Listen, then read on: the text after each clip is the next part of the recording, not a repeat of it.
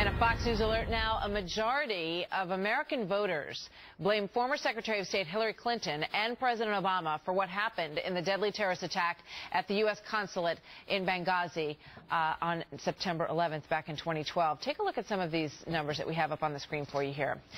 60%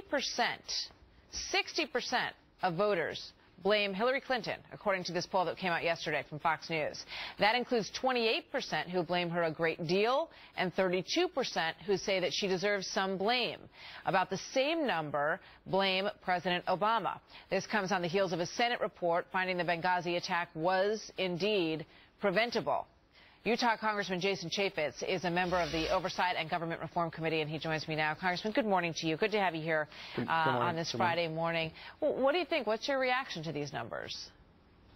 You know, it's heartening to know that I think America does care about this and they are paying attention, because by and large the national does not cover this story. You couldn't read one of the major news magazines or one of the major regional newspapers and you read anything really about Benghazi. So I think it is heartening that a lot of people do pay attention. I think it should probably be closer to 100%, but we will continue to unveil the facts and provide the truth, and it's going to continue to take some time, but it shows that America cares and they're paying attention. Well, it does show that, and you and some of your colleagues have been on this from day one, in particular you, having visited and been on the ground there shortly after the attack. Let's take a look at another poll here that is really in many ways more disheartening than the first.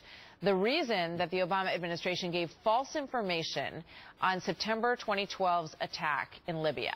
49% believe that it was to protect the president politically. 22% say they just made a mistake, and 19% say they are protecting America. I mean, that is a really dire indictment. Getting to the heart of the motivation of why there were these lies that were perpetuated, these falsehoods that were continued to put out there, from the talking points to what Susan Rice said. One of the more stunning things to me, for instance, is that Hillary Clinton, months after the attack, came before Congress and said that security decisions were made by the personnel on the ground.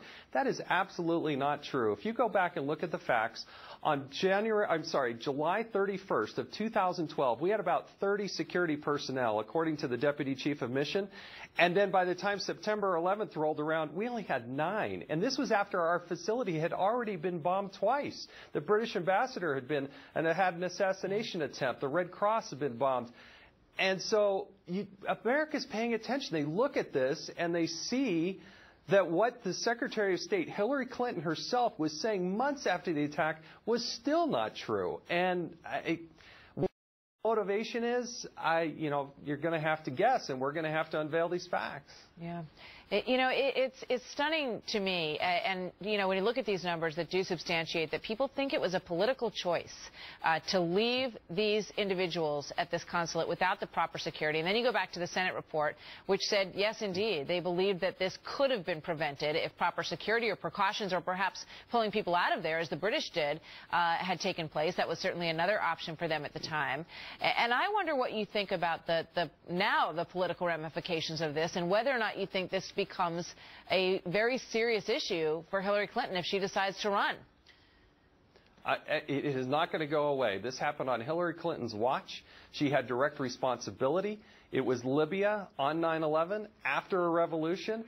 In many ways, she wants to claim ignorance, which, I mean, how can you claim ignorance that you're paying no attention to this?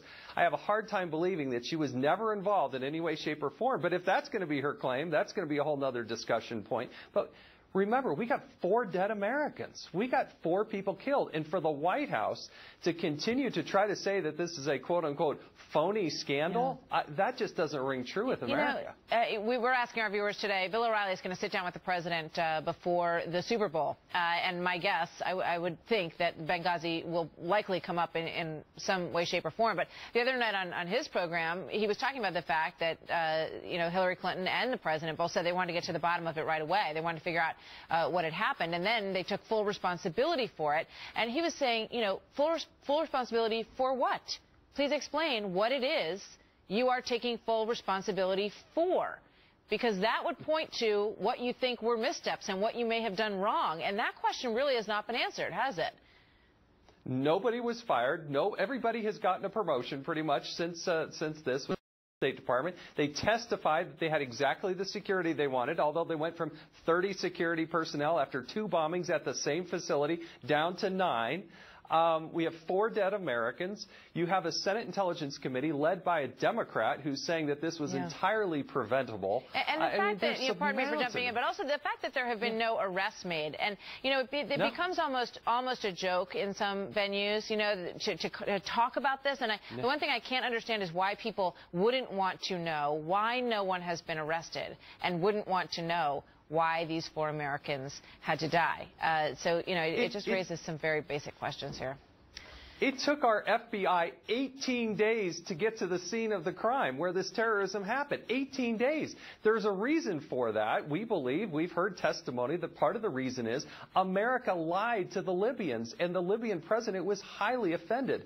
My colleague Trey Gowdy, when we had a hearing, put up and talked about the memo that the State Department issued internally saying there was Ansar al-Sharia that committed this attack. We told the Libyans that, only to have Susan Rice go on Face the Nation, undercut the president of Libya, and basically call the Libyan president a liar.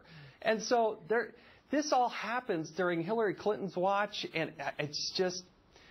Could have been handled very differently capture and kill these people. From the very beginning. That's one thing I think we can be sure of at this point. Congressman, thank you very much. Always good to talk to you, sir.